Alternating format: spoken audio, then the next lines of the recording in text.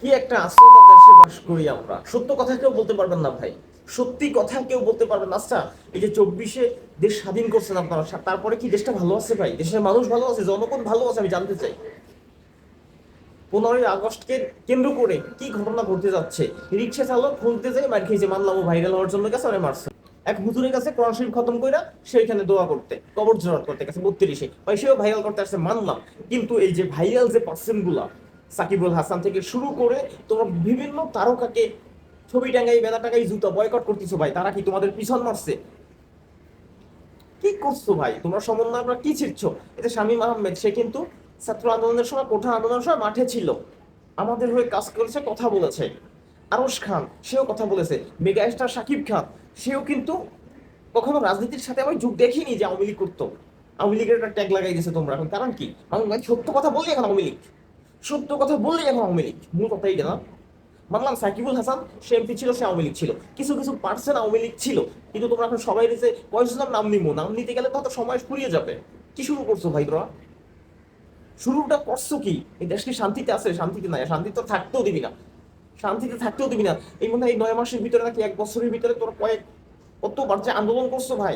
সাধারণ মানুষ খুবই কষ্টে আছে ভাই, খুবই কষ্টে আছে। তোরা এখন বিজয় মেলা শুরু করছো ভাই, শহীদদের জন্য ভাই, যার কজন মানুষ শহীদ হয়েছে তাদের জন্য দোয়া কর না, তাদের নাম মেলা ফুটাইছো ভাই, বিভিন্ন দেশের বিভিন্ন জায়গায় বিজয় মেলা, 24-এর বিজয় মেলা। নষ্টামি করবি ভাই, চুম্মি করবি ভাই। আজকে কথা বলতে গেলে আমি খারাপ হয়ে যাবো। আন্দোলন আমরাও ছিলাম ভাই, ছাত্র আন্দোলনের সময় আমরাও ছিলাম, স্বার্থের জন্য যায়নি। ওই সমন্বয় গমু, এই নেতা অমু, এনসিপির নেতা অমু, আবার এই দেশের উপদেষ্টা, দেশের সরকার অমু, প্রধানমন্ত্রী অমু। আজকে মন চাই অনেক কথা বলতে, কিছু কথা বলবো না। আপনাদের কাছে, আমাদের সাধারণ জনগণের কাছে এটা আমি ছেড়ে দিলাম, আপনারা কতটা ভালো আছেন আপনারা কমেন্ট বক্সে জানিয়ে যাবেন। ধন্যবাদ। কথার মাঝে কোনো ভুল টুল থাকলে ক্ষমা করে দিবেন। সবাই ভালো থাকবেন, সুস্থ থাকবেন। আর এই বৈষম্য বাদ দিয়ে দিন ভাই। একটা মানুষ পোস্ট করতেই পারে, কারণ সেই মানুষটা কিন্তু, এই যে শেখ মুজিব কিন্তু রাজাকার ছিল না ভাই, সে কিন্তু রাজাকার ছিল না।